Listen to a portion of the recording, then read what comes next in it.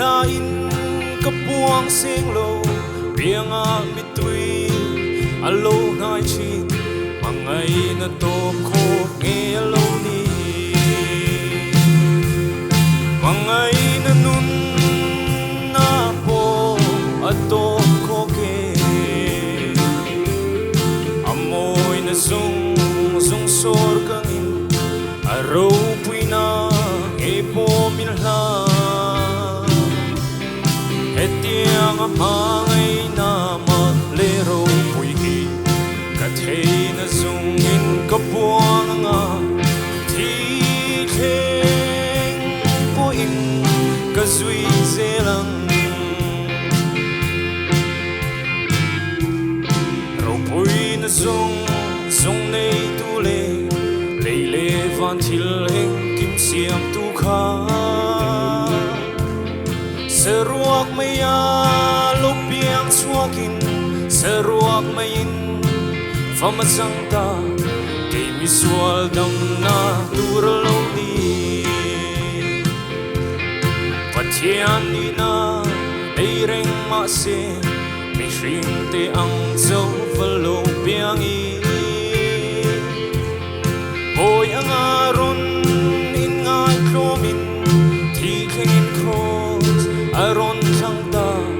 kay miswal dam na turalaw ni Hmangaihna nun na po at Tawpkhawk amoy na zung sor kangin araw puy na epo minla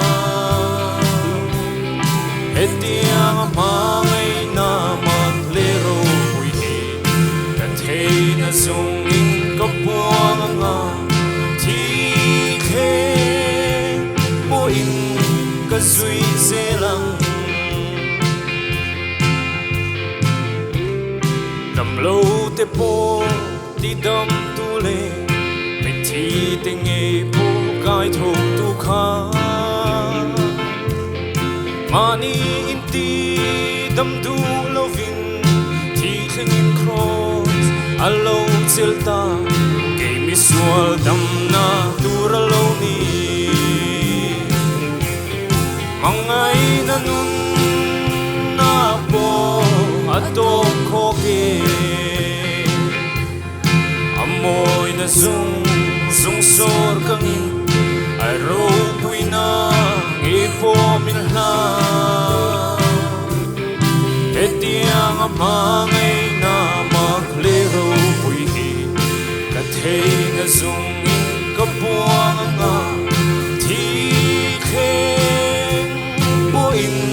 kazui zelang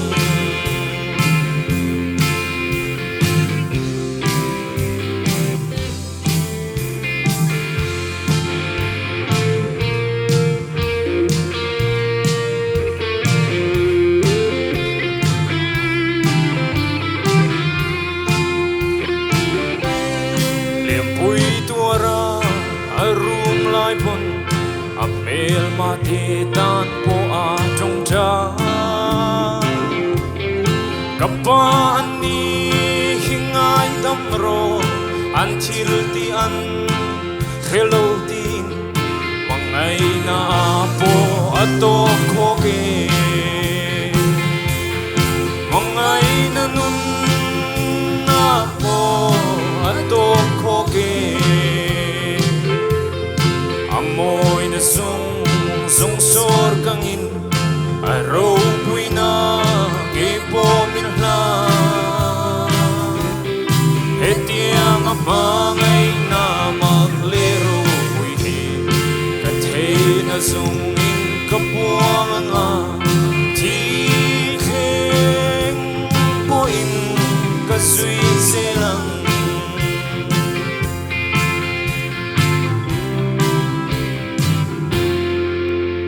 Zatan malmisum sang rose